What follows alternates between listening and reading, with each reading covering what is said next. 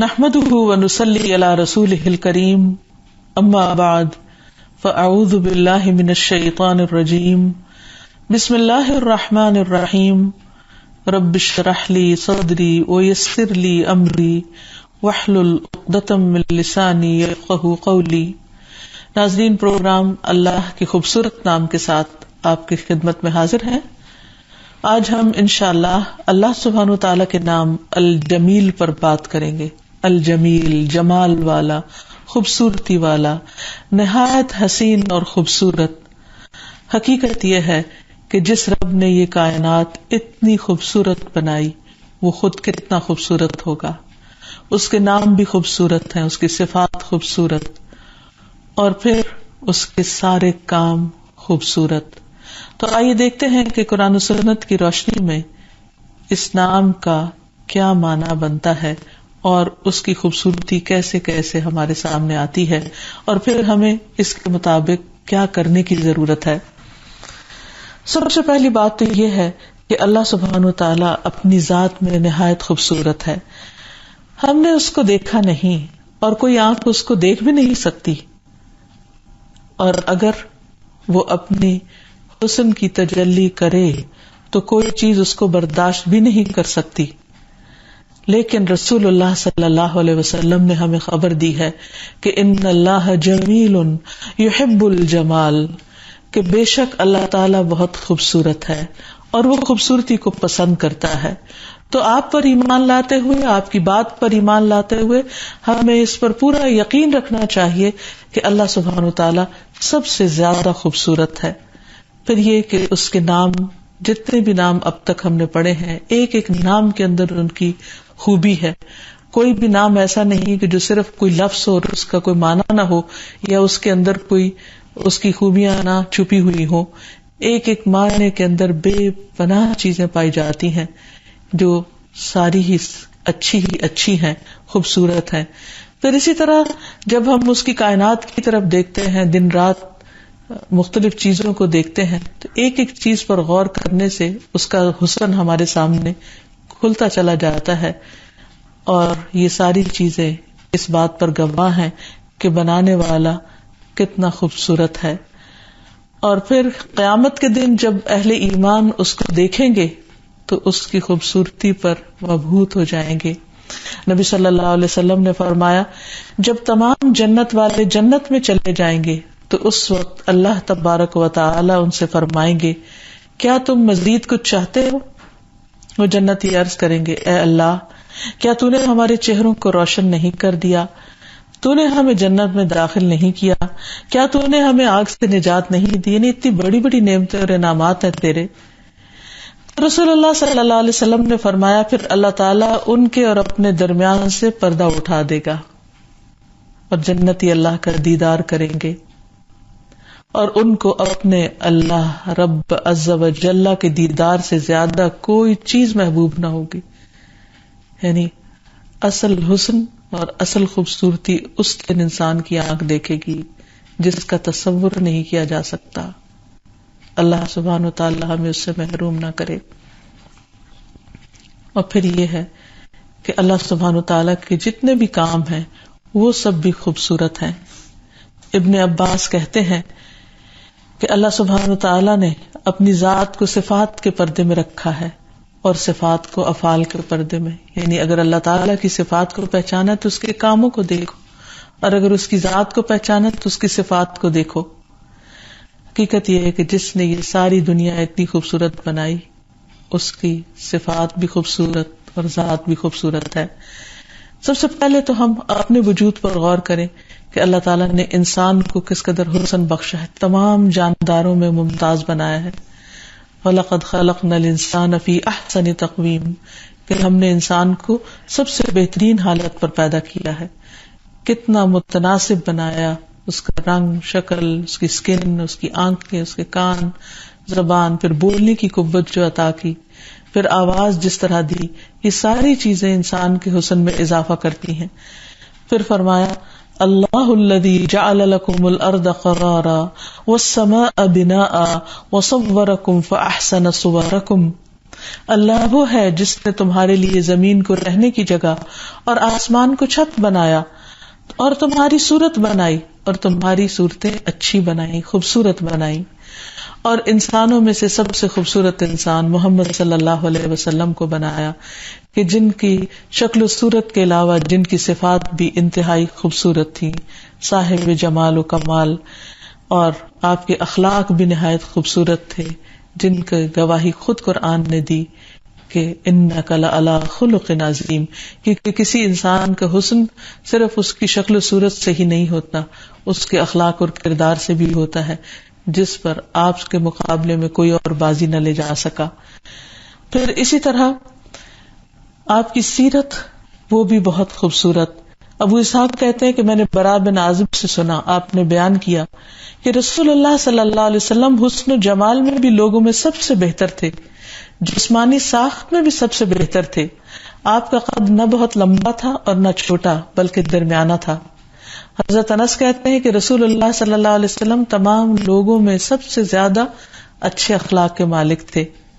ابو ہریرہ کہتے ہیں کہ آپ اس قدر چمکدار رنگ والے تھے گویا کہ چاندی سے آپ کا جسم ڈھالا گیا ہو، اتنے خوبصورت۔ انس کہتے ہیں میں نے کبھی کوئی عنبر، کستوری، کوئی ایسی چیز نہیں سونگھی جس کی خوشبو نبی صلی اللہ علیہ وسلم کی خوشبو سے زیادہ عمدہ اور پاکیزہ ہو۔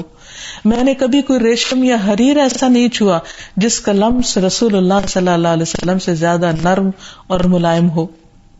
پھر اسی طرح اللہ تعالیٰ نے اپنے باقی انبیاء کو بھی حسین بنایا، جن میں خاص طور پر حضرت یوسف علیہ السلام کا ذکر آتا ہے، جن کے حسن کو دیکھ کر وہ عورتیں جن کو دعوت پر بلایا گیا تھا انہوں نے اپنے ہاتھ کاٹ لیے تھے، یعنی بالکل دم بخود ہو گئی تھی۔ پھر اسی طرح حضرت انس کہتے ہیں کہ رسول اللہ صلی اللہ علیہ وسلم نے فرمایا یوسف علیہ السلام کو نصف حسن عطا کیا گیا، یعنی حسن کا ایک بہت بڑا حصہ عطا کیا گیا۔ انسانوں کے علاوہ پوری کائنات میں اللہ سبحانہ وتعالیٰ کے حسن کے کرشمے بکھرے ہوئے ہیں۔ اللہ تعالیٰ فرماتے ہیں افلم ينظروا الى السماء فوقهم كيف بنيناها وزيناها وما لها من فروج والارض مددناها والقينا فيها رواسي وانبتنا فيها من كل زوج بهيج تبصرة وذكرى لكل عبد منيب ونزلنا من السماء ماء مباركا فانبتنا به جنات وحب الحصيد والنخل باسقات لها طلع نضيد۔ تو کیا انہوں نے اپنے اوپر آسمان کی طرف نہیں دیکھا کہ ہم نے اسے کیسے بنایا اور کیسے سجایا، اور اس میں کوئی شگاف نہیں، کوئی سوراخ نہیں، کوئی رخنہ نہیں، اس چھت میں کسی قسم کی کوئی بدنما چیز نہیں، اور زمین ہم نے اسے پھیلایا اور اس میں گڑے ہوئے پہاڑ رکھے اور اس میں خوبی والی ہر قسم کی چیز اگائی، ہر اس بندے کو دکھانے اور یاد دلانے کے لیے جو رجوع کرنے والا ہے۔ اور ہم نے آسمان سے ایک بہت بابرکت پانی اتارا، یعنی بارش کا اپنا ایک حسن ہے۔ پھر ہم نے اس سے باغات اور کاٹی جانے والی کھیتی اور دانے اگائے، اور کھجوروں کے درخت لمبے لمبے جن کے اندر تہ بتہ خوشے ہیں، یعنی ہر درخت اور فصل کا اپنا ایک حسن ہے۔ اور یہ تمام چیزیں جب بعض اوقات ایک باغ میں یا ایک جگہ پر بھی ہوتی ہیں تو کوئی طویل ہے اور کوئی پھیلی ہوئی ہے اور کسی کے ساتھ پھل لٹک رہے ہیں تو ان کا عجب بھی منظر ہوتا ہے اور ان کا حسن قابل ذکر ہوتا ہے کہ ان کو دیکھ کر انسان اللہ کو یاد کیے بغیر رہ نہیں سکتا۔ ایک اور جگہ پر بھی آسمان کی خوبصورت ہونے کا اور اس کی زینت کا ذکر کیا گیا، فرمایا الذي خلق 7 سماوات طباقا ما ترى في خلق الرحمن من تفاوت فارجع البصر هل ترى من فطور ثم ارجع البصر كرتين ينقلب إليك البصر خاسئا وهو حسير ولقد زينا السماء الدنيا بمصابيح وجعلناها رجوما للشياطين وأعتدنا لهم عذاب السعير۔ وہ جس نے 7 آسمان اوپر نیچے پیدا کیے، رحمان کے پیدا کیے ہوئے میں تم کوئی کمی بیشی نہیں دیکھو گے، کوئی نقص نہیں نکال سکو گے۔ پس نگاہ کو لوٹاؤ، کیا تمہیں کوئی کھٹی پٹی جگہ نظر آتی ہے؟ کسی بھی قسم کا کوئی کٹاؤ، کوئی رکھنا؟ پھر بار بار نگاہ ڈالو، تمہاری نظر ناکام ہو کر واپس پلٹ آئے گی اور تھکی ہوئی ہوگی، لیکن تم کوئی عیب نہیں نکال سکتے، کچھ نہیں ڈھونڈ سکتے۔ بلا شبہ یقیناً ہم نے قریب کے آسمان کو چراغوں کے ساتھ زینت بخشی، یعنی ستاروں کو چراغ بنایا، اور ہم نے انہیں شیطانوں کو مار بگانے کے آلے بنایا، اور ہم نے ان کے لیے بھڑکتی ہوئی آگ اور عذاب تیار کر رکھا ہے. یعنی ایک ہی چیز سے کئی فائدے بھی حاصل کیے جا رہے ہیں. اور بلا شبہ جو شخص آسمان کی طرف رات کو نظر ڈالتا ہے اور وسیع آسمان پر جب فضا میں کسی قسم کی آلودگی نہ ہو بکھرے ہوئے ستاروں کو دیکھتا ہے تو اس کی حیرت سے دنگ رہ جاتا ہے. اور پھر اگر اس کے دل میں تھوڑا سا بھی احساس ہو کہ اس کا بنانے والا اللہ ہے تو اس کی تعریف کیے بغیر رہ نہیں سکتا. کیونکہ کسی بھی بنانے والے کا آرٹ جب انسان دیکھتا ہے تو بنانے والے کا ذکر ضرور کرتا ہے کہ کس کی پینٹنگ، کس کا آرٹ ہے. تو اللہ سبحانہ و تعالیٰ کی تخلیق کو دیکھ کر پھر انسان کیوں بھول جاتا ہے کہ یہ اسی کا سب کچھ بنایا ہوا ہے. پھر اسی طرح اللہ سبحانہ و تعالیٰ نے آسمان کے بروج کا ذکر کیا اور فرمایا وَزَيَّنَّاهَا لِلنَّاظِرِينَ، ان کو بھی دیکھنے والوں کے لیے ہم نے خوبصورت بنایا. پھر زمین پر خوبصورت جانور پھیلا دیے. وَالْأَنْعَامَ خَلَقَهَا لَكُمْ فِيهَا دِفْءٌ وَمَنَافِعُ وَمِنْهَا تَأْكُلُونَ وَلَكُمْ فِيهَا جَمَالٌ حِينَ تُرِيحُونَ وَحِينَ تُصْبِحُونَ. پھر زمین پر خوبصورت جانور بچھا دیے، پھر اس نے زمین پر خوبصورت جانور پھیلا دیے اور ان کی خوبصورتی کا خاص طور پر ذکر فرمایا. وَالْأَنْعَامَ خَلَقَهَا لَكُمْ فِيهَا دِفْءٌ وَمَنَافِعُ وَمِنْهَا تَأْكُلُونَ وَلَكُمْ فِيهَا جَمَالٌ حِينَ تُرِيحُونَ وَحِينَ تَسْرَحُونَ وَتَحْمِلُ أَثْقَالَكُمْ إِلَى بَلَدٍ لَمْ تَكُونُوا بَالِغِيهِ إِلَّا بِشِقِّ الْأَنفُسِ إِنَّ رَبَّكُمْ لَرَءُوفٌ رَحِيمٌ. وَالْخَيْلَ وَالْبِغَالَ وَالْحَمِيرَ لِتَرْكَبُوهَا وَزِينَةً وَيَخْلُقُ مَا لَا تَعْلَمُونَ. اور چوپائے اس نے انہیں پیدا کیا، تمہارے لیے ان میں گرمی حاصل کرنے کا سامان اور بہت سے فائدے ہیں، اور انہی سے تم کھاتے ہو. اور تمہارے لیے ان میں ایک جمال ہے جب تم شام کو چرا کر لاتے ہو، یعنی جب ڈھلتے سایوں میں تم ان جانوروں کے واپس آنے کا منظر دیکھتے ہو کہ کس طرح وہ ایک دوسرے کے ساتھ مل جل کر اکٹھے اپنے گھر کو لوٹ رہے ہوتے ہیں تو کس قدر حسین منظر پیش کر رہے ہوتے ہیں. اور جب صبح کو تم چرانے لے جا رہے یعنی بھوکے جب اپنے گھروں سے نکلتے ہیں اور وہ ایک دوسرے سے آگے نکلنے کی کوشش کر رہے ہوتے تو اس دوڑ میں بھی ایک بہت زبردست حسن پایا جاتا ہے. اور وہ تمہارے بوجھ اس شہر تک اٹھا کر لے جاتے ہیں جس میں تم کبھی پہنچنے والے نہ تھے، اور وہ تمہارے بوجھ اس شہر تک اٹھا کر لے جاتے ہیں جس میں تم کبھی پہنچنے والے نہ تھے مگر جانوں کی مشقت کے ساتھ. بے شک تمہارا رب حقیقت میں یقیناً بہت نرمی کرنے والا، نہایت رحم فرمانے والا ہے. اور گھوڑے اور خچر اور گدھے تاکہ تم ان پر سوار ہو اور زینت کے لیے، اور وہ پیدا کرے گا جو تم نہیں جانتے. یعنی آئندہ بھی طرح طرح کی سواریاں پیدا ہوں گی جو تمہارے علم میں نہیں. اور یہاں پر آپ دیکھیے کہ گھوڑوں اور خچروں کے حسن کا بھی ذکر کیا گیا. اور خوبصورت باغ اور درخت فرمایا امن خلق السماوات والارض وانزل لكم من السماء ماء فانبتنا به حدائق ذات بهجة ما كان لكم ان تنبتوا شجرها أإله مع الله بل هم قوم يعدلون. کیا وہ شریک بہتر ہے یا وہ جس نے آسمانوں اور زمین کو پیدا کیا، تمہارے لیے آسمان سے پانی اتارا، پھر ہم نے اس کے ساتھ رونق والے باغات لگائے. اللہ تعالیٰ خود ان کے حسن کا ذکر کرتے ہیں. تمہارے بس میں نہ تھا کہ ان کے درخت لگاتے. کیا اللہ کے ساتھ کوئی اور معبود ہے، یعنی جس نے یہ سب کچھ کیا ہو؟ بلکہ یہ ایسے لوگ ہیں جو راہ راست سے ہٹ رہے ہیں. یعنی سب کچھ پیدا کرنے والا اور ہر چیز کو خوبصورت بنانے والا تو اللہ ہے، لیکن یہ اس کو بھول کر اللہ کی کریشن کو اپنا خدا بنا رہے ہیں. پھر جبریل علیہ السلام کو حسن، یعنی فرشتوں کو بھی حسین بنایا اس نے. عبداللہ رضی اللہ عنہ کہتے ہیں کہ ایک مرتبہ نبی صلی اللہ علیہ وسلم نے جبریل علیہ السلام کو ان کی اصل شکل میں دیکھا. ان کے 600 پر تھے اور ہر پر نے افق کو گھیر رکھا تھا. ان کے پروں سے اتنے پھول، موتی اور یاقوت جھڑ رہے تھے جن کی مقدار اللہ ہی جانتا ہے. آپ سوچئے کہ کتنا خوبصورت لباس ہے جبریل علیہ السلام کا، جس کا کوئی انسان تصور نہیں کر سکتا. پھر اسی طرح سدرۃ المنتہا کا خوبصورت منظر ہے کہ وہاں سونے کے پتنگے تھے. عبداللہ رضی اللہ عنہ فرماتے ہیں کہ جب رسول اللہ صلی اللہ علیہ وسلم کو معراج کے لیے سیر کرائی گئی تو آپ کو سدرۃ المنتہا تک لے جایا گیا، جو کہ چھٹے آسمان میں واقع ہے. زمین سے اوپر چڑھنے والی چیز اور اوپر سے نیچے آنے والی چیز یہاں آ کر رک جاتی ہے، پھر اسے لے جایا جاتا ہے. اللہ تعالیٰ نے فرمایا اذ یغشی السدرۃ ما یغشی، جب اس بیری کو ڈھانپ رہا تھا جو ڈھانپ رہا تھا.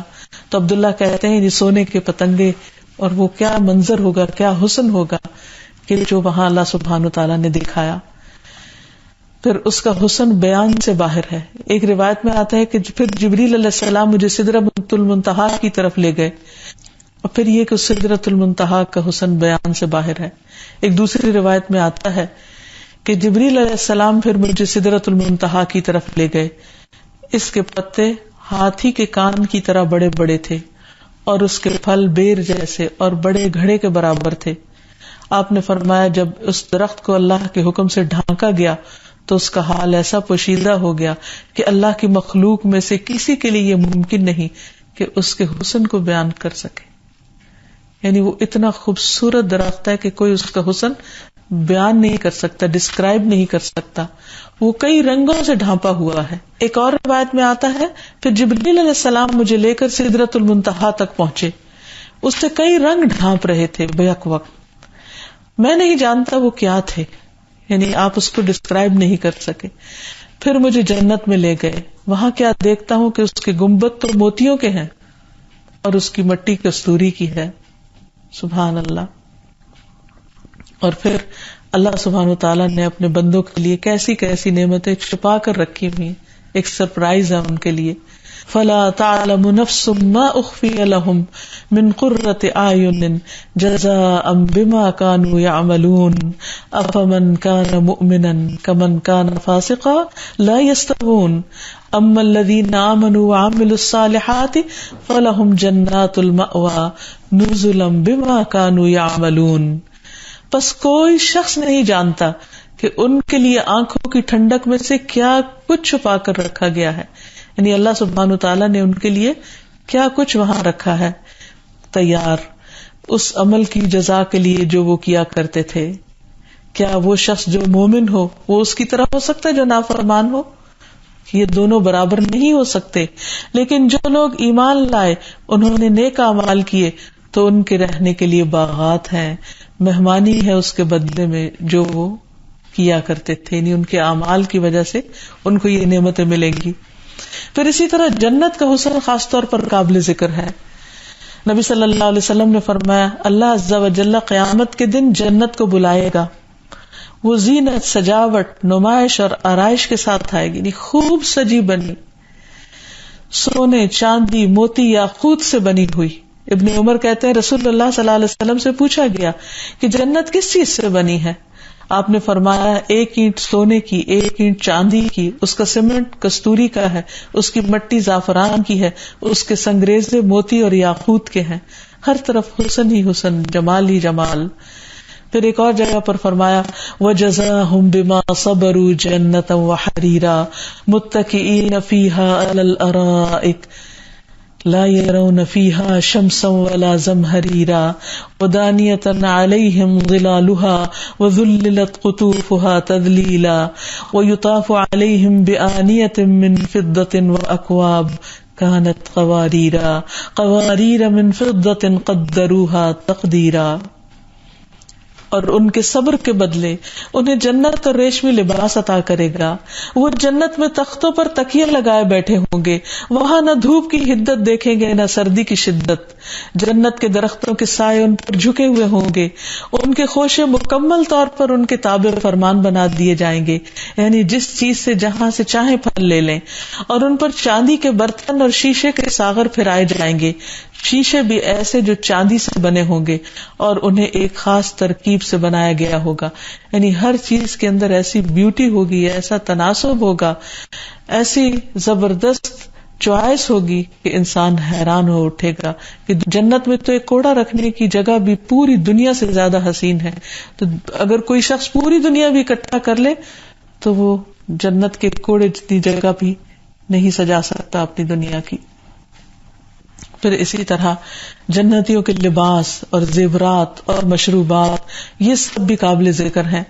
وَيُسْقَوْنَ فِيهَا كَأْسًا كَانَ مِزَاجُهَا زَنْجَبِيلًا عَيْنًا فِيهَا تُسَمَّى سَلْسَبِيلًا وَيَطُوفُ عَلَيْهِمْ وِلْدَانٌ مُخَلَّدُونَ إِذَا رَأَيْتَهُمْ حَسِبْتَهُمْ لُؤْلُؤًا مَنْثُورًا وَإِذَا رَأَيْتَ ثَمَّ رَأَيْتَ نَعِيمًا وَمُلْكًا كَبِيرًا عَالِيَهُمْ ثِيَابُ سُندُسٍ خُضْرٌ وَإِسْتَبْرَقٌ وَحُلُّوا أَسَاوِرَ مِنْ فِضَّةٍ وَسَقَاهُمْ رَبُّهُمْ شَرَابًا طَهُورًا إِنَّ هَذَا كَانَ لَكُمْ جَزَاءً وَكَانَ سَعْيُكُمْ مَشْكُورًا. اور اس میں انہیں ایسا جام پلایا جائے گا جس میں سونٹ ملی ہوگی.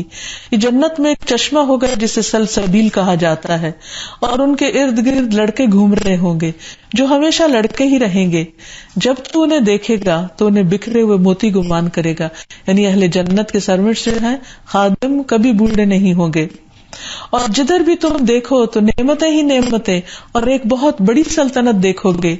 ان کے اوپر باریک ریشم کے سبز کپڑے اور گاڑھا ریشم ہوگا، اور انہیں چاندی کے کنگن پہنائے جائیں گے، اور ان کا رب انہیں نہایت پاکیزہ شراب پلائے گا اور فرمائے گا یہ ہے تمہاری جزا اور تمہاری کوشش کی قدر کی گئی ہے، قابل قدر ٹھہری ہے تمہاری محنت. پھر اسی طرح جنت کے باغوں کا حسن بیان کیا گیا سورۃ الرحمن میں.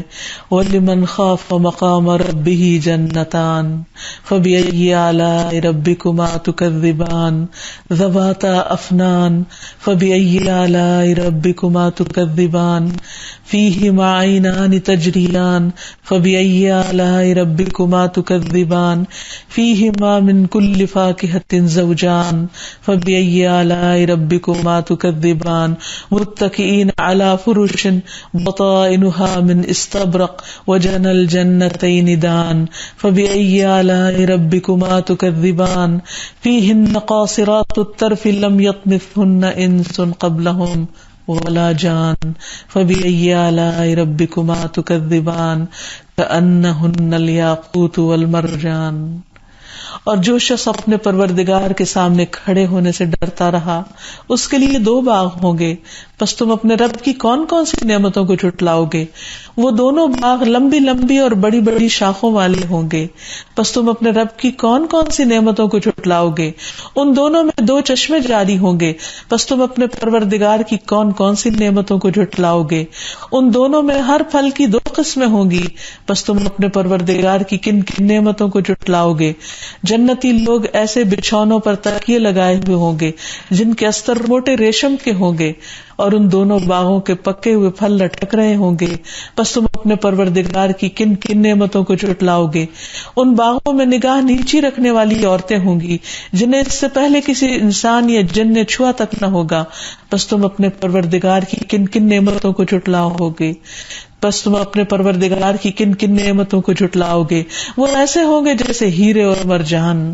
تو حقیقت یہ ہے کہ جنت کا حسن صرف بیان کیا گیا ہے، کسی آنکھ نے دیکھا نہیں، کسی کان نے سنا نہیں، اور کوئی دل اس کے بارے میں سوچ بھی نہیں سکتا، گمان بھی نہیں کر سکتا، کسی کے دل میں اس کا خیال بھی نہیں گزر سکتا.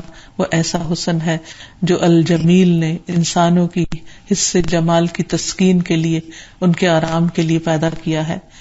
اس کو حاصل کرنے کے لیے ضروری ہے کہ انسان اللہ تعالیٰ کو پہچانے، اس کے حق کو پہچانے اور اسے ادا کرنے میں اپنی زندگی لگا دے.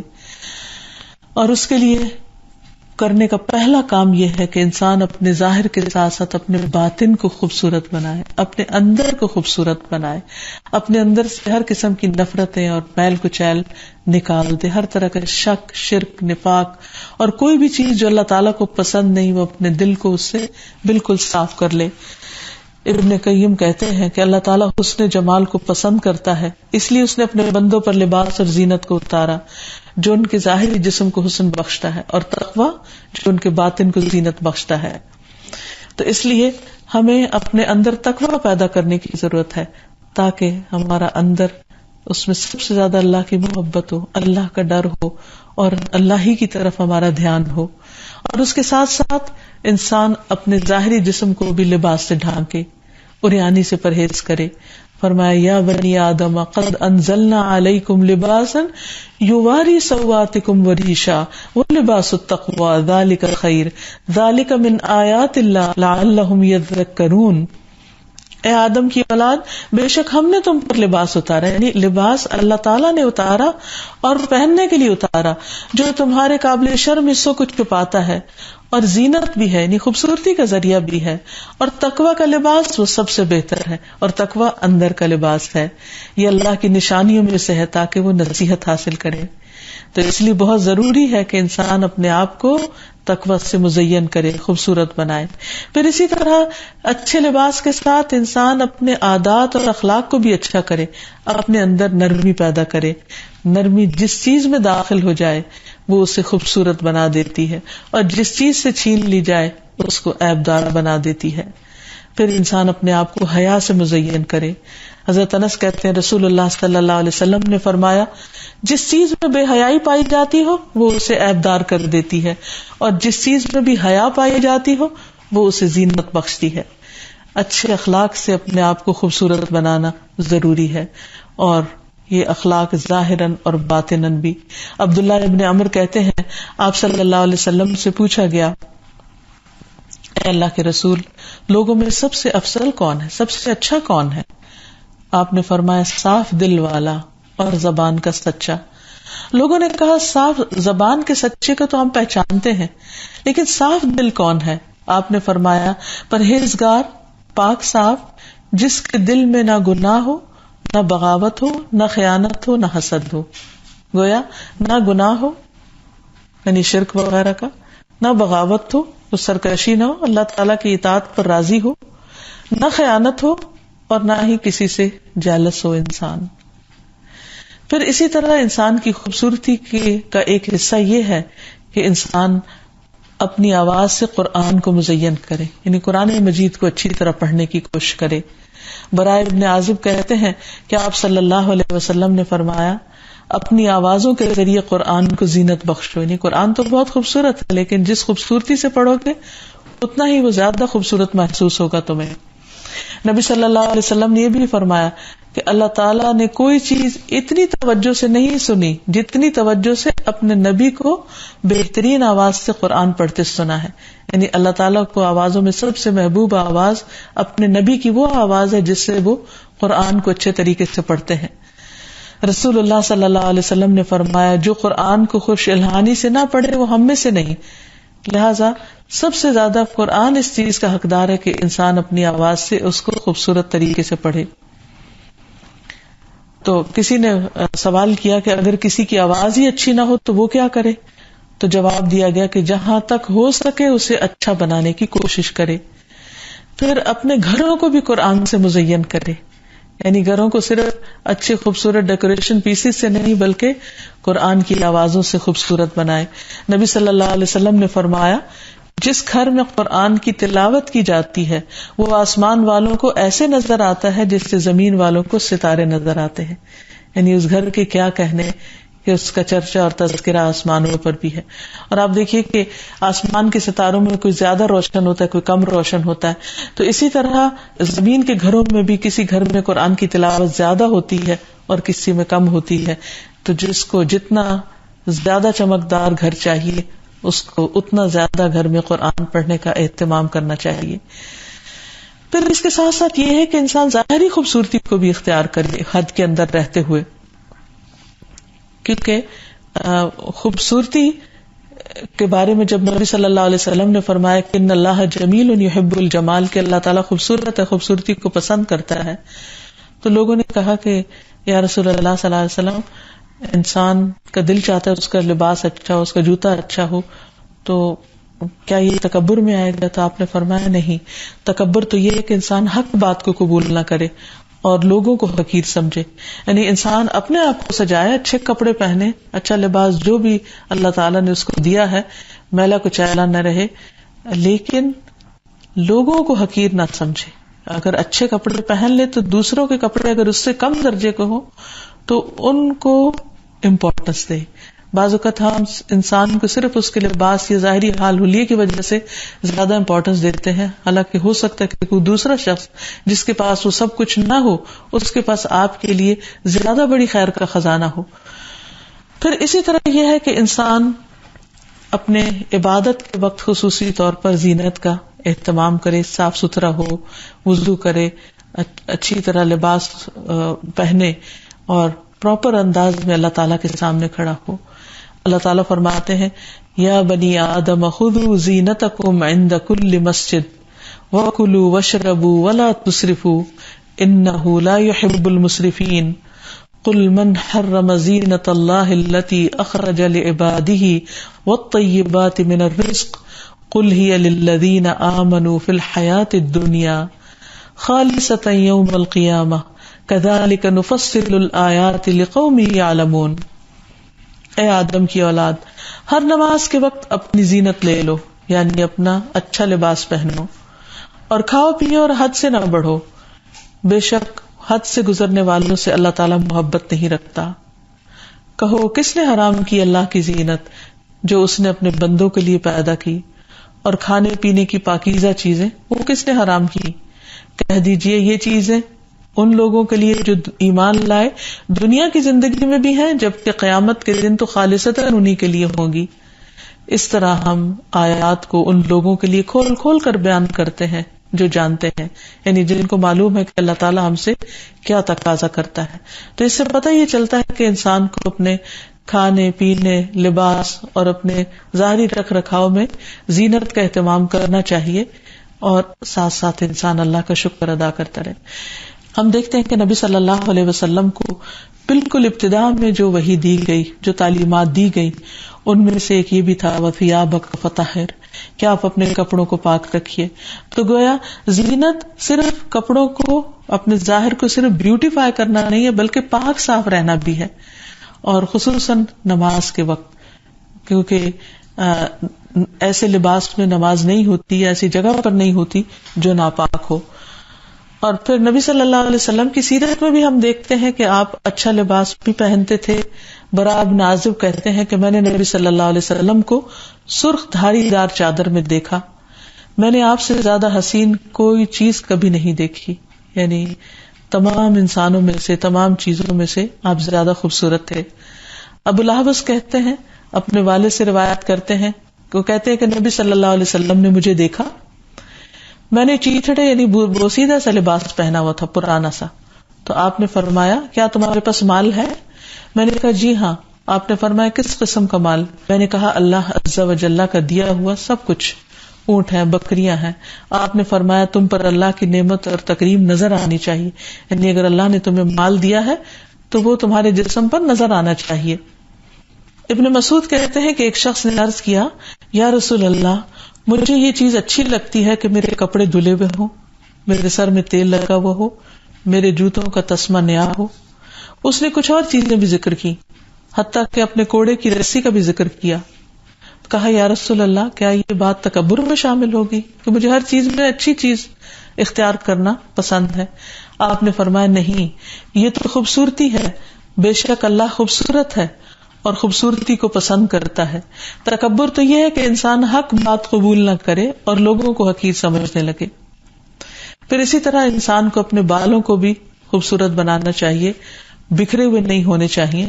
نبی صلی اللہ علیہ وسلم کے پاس ایک شخص آیا جس کے سر اور داڑھی کے بال پراگندے تھے. آپ نے اپنے ہاتھ سے اسے نکل جانے کا اشارہ کیا، کہا چلے جاؤ یہاں سے. مطلب یہ تھا کہ جا کے بال ٹھیک کر کے آؤ.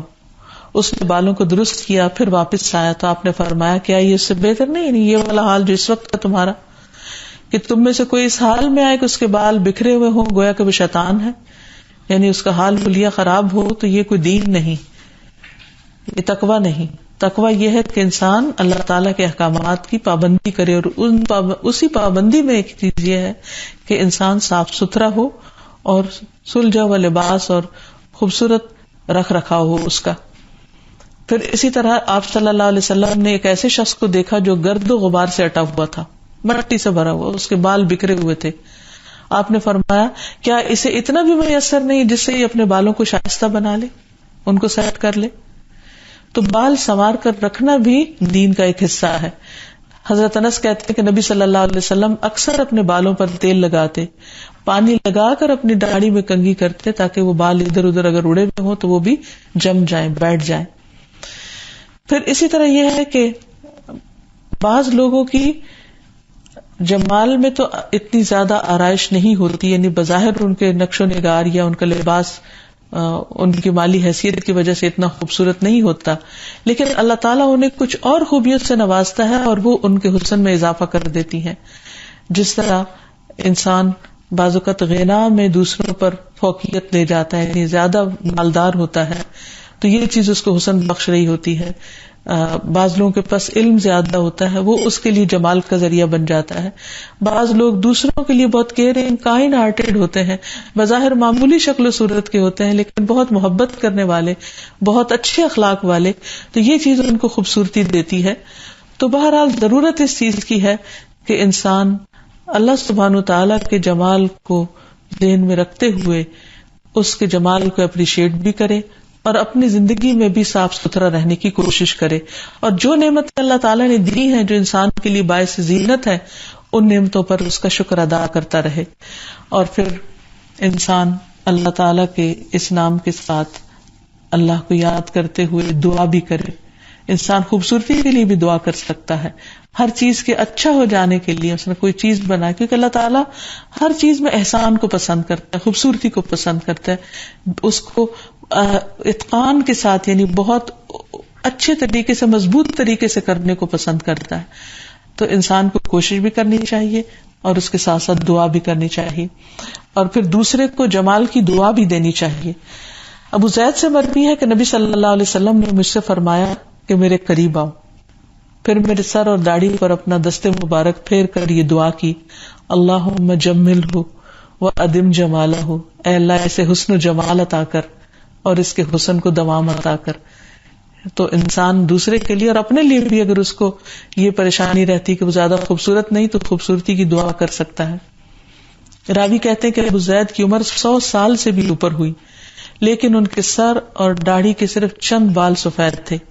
آخر دم تک وہ ہمیشہ مسکراتے رہے، کبھی ان کے چہرے پر شکنیں نہیں دیکھی گئی، اور یہ نبی صلی اللہ علیہ وسلم کی دعا کا نتیجہ تھا. اسی طرح ابو زید کہتے ہیں کہ ایک مرتبہ نبی صلی اللہ علیہ وسلم نے پانی طلب کیا، میں ایک پیالے میں پانی لے کر حاضر ہوا اور اس میں ایک بال تھا جسے میں نے نکال لیا. نبی صلی اللہ علیہ وسلم نے فرمایا اللہم جملہ، اللہ اسے خوبصورتی عطا کر. اس سے یہ بھی پتہ چلتا ہے کہ نبی صلی اللہ علیہ وسلم موقع کی مناسبت سے دعائیں بھی دیا کرتے تھے اپنے ساتھیوں کو. پھر اسی طرح اخلاق کی خوبصورتی کے لیے بھی خاص طور پر دعا کرنی چاہیے. حضرت علی بن ابی طالب رضی اللہ عنہ کہتے ہیں جب نبی صلی اللہ علیہ وسلم نماز کے لیے کھڑے ہوتے تو فرماتے وَاهْدِنِي لِأَحْسَنِ الْأَخْلَاقِ لَا يَهْدِي لِأَحْسَنِهَا إِلَّا أَنْتَ وَاصْرِفْ عَنِّي سَيِّئَهَا لَا يَصْرِفُ عَنِّي سَيِّئَهَا إِلَّا أَنْتَ لَبَّيْكَ وَسَعْدَيْكَ وَالْخَيْرُ كُلُّهُ فِي يَدَيْكَ وَالشَّرُّ لَيْسَ إِلَيْكَ أَنَا بِكَ وَإِلَيْكَ تَبَارَكْتَ وَتَعَالَيْتَ استغفرک و اتوب الیک. اور مجھے اچھے اخلاق کی ہدایت فرما، تیرے سوا کوئی اچھے اخلاق کی ہدایت نہیں دے سکتا، اور برے اخلاق مجھ سے دور فرما، تیرے سوا مجھ سے کوئی برے اخلاق دور کرنے والا نہیں. میں حاضر ہوں اور سعادت مند ہوں، ساری بھلائیاں تیرے ہاتھ میں ہیں، شر کی نسبت تیری طرف نہیں، یعنی تیرا کوئی کام اس میں شر نہیں. میری توفیق تیری طرف سے ہے، میرا رخ تیری ہی طرف ہے، تو برکت والا ہے، تو بلند ہے، میں تجھ سے مغفرت چاہتا ہوں اور میں تیری طرف رجوع کرتا ہوں. اور پھر اچھی صورت کے ساتھ ساتھ انسان کو اپنی اچھی سیرت کے لیے بھی دعا مانگنی چاہیے. رسول اللہ صلی اللہ علیہ وسلم اپنے لیے یہ دعا کیا کرتے تھے اللہم احسنت خلقی فاحسن خلقی، اے اللہ تو نے میری صورت بہت اچھی بنائی ہے، تو میری سیرت بھی بہت اچھی بنا دے. کیونکہ انسان کا اصل حسن اس کے اخلاق اور کردار میں ہے، اس کی عادات میں ہے، اس کے اچھے معاملات میں ہے. اللہ تعالیٰ سے دعا ہے کہ وہ ہم سب کو بہترین اخلاق اور بہترین جمال عطا فرمائے اور ہمیں اپنا محبوب بنا لے اور اپنی محبت ہمارے دلوں میں ڈال لے. وآخر دعوانا ان الحمد للہ رب العالمین.